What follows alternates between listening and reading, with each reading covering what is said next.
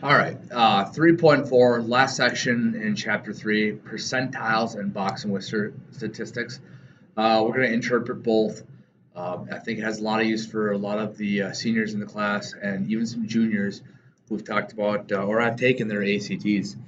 Uh, Percentile rank, whether the data is heavily skewed or bimodal, a better summary of data distributions can be shown by relative position of the data rather than the exact value.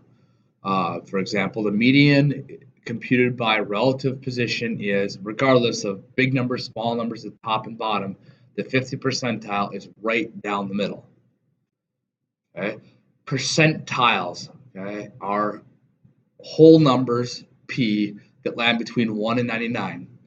The pth percentile of a distribution is the value such that p% of the data falls below it, and 100 minus p% of the data falls at or above that.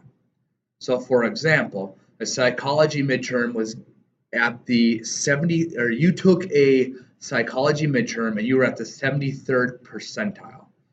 And what that's telling you is that 73% of those scores were below your score. Okay. Thus, 100 minus that, or 27% of the scores, were either at or above yours. Okay. Now, this is so much data that if you see 73rd percentile, that doesn't mean that 72% of those. You're going to keep all those little decimals. So if you're in the 52nd percentile and say your math score in your ACT, that means that 52% went below you, 48% did better than yours. Okay, so 100% minus the 73 of this guy is how they gave the 27% that did the same or better than your particular score. So that's percentile and percentile rank. Okay, so here, brief graph and look at what it is. So if you're in the percentile rank or the 40th percentile, that means that 60% did better than you, 40% of the scores were lower than you. Okay, why percentiles and box and whiskers? Because the key numbers that fit up or make your box and whisker are your 25th percentile, the median, which is the 50th percentile, and the 70th percentile. Okay, you'll also need the lowest number and the highest number. This is 1, 2, 3, 4, 5, often referred to as the 5-digit summary.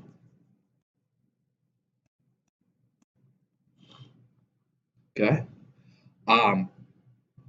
I'm sure by now we've been using one bar stats enough that maybe you've noticed that your calculator does spit these numbers out for you, all 5 of them.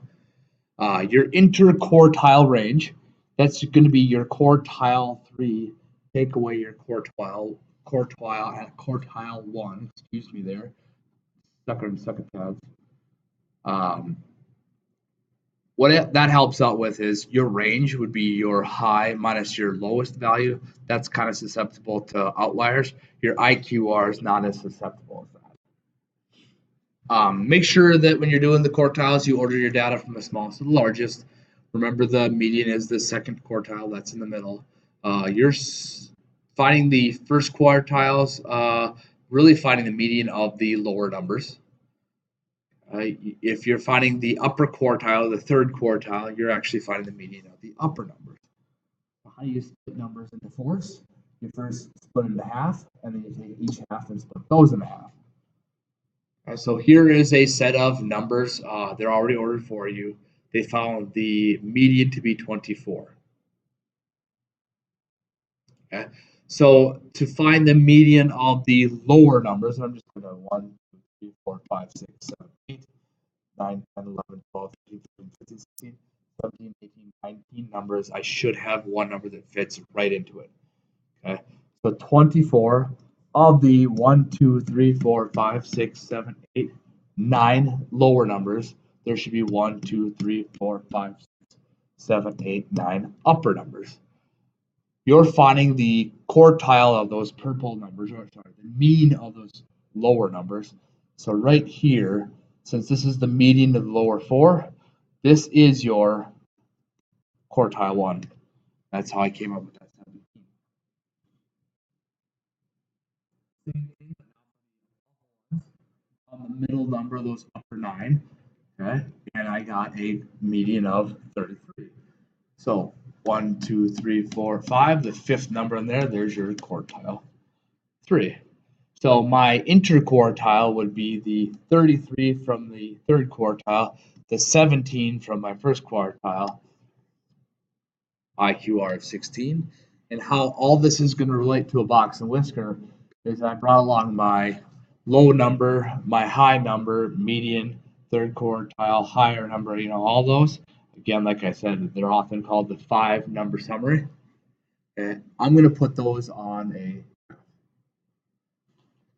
the vertical scale, and I don't care if you do vertical or horizontal, but the biggest thing is you need to put a properly listed or drawn out number line next to your box and whiskers. You'll draw your box with your Q1 and your Q3. You put a line down the middle of that box, the median. So those are the 3 numbers that make up the box and whisker. And you'll draw from the lowest number and the highest number from those boxes to come up with your whiskers.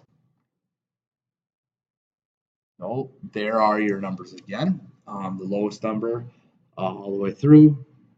Here is your vertically drawn number line with your box and whiskers. There's 25% of the data lies between these 2 numbers. 25% lies between these 2 numbers. 25% and 25%.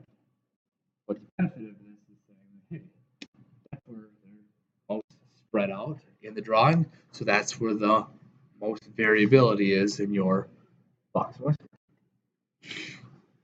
Okay, at a quick glance, you know this about it. You guys can read through that. The box whisker tells us that half the data lies between 17 and 33 with an IQR of 16.